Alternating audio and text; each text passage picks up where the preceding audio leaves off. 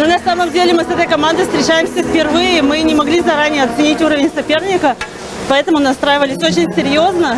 Но уже с первых минут почувствовали свое преимущество и, в принципе, старались как можно больше попытаться наиграть какие-то моменты там свои, забить красивые именно голы, а не то, чтобы как можно больше, а чтобы как можно красивее, чтобы это было интересно, зрелищно, чтобы понравилось болельщикам.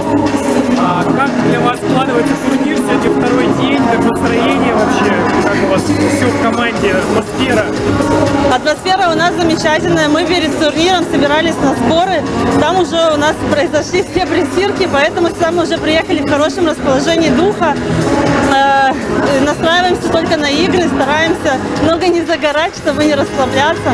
Вот. Но в целом очень хорошо мы вместе проводим время с девчонками, ходим, гуляем, дышим свежим морским воздухом, играем. К счастью, и пока что результат в нашу пользу с хорошим отрывом, поэтому это придает нам уверенности. Что скажете в целом в этом турнире, насколько он нужен, важен? Конечно, очень важен, очень нужен. Вообще спасибо Ночной хоккейной лиге, что они создали такой фестиваль, где могут принять участие все желающие.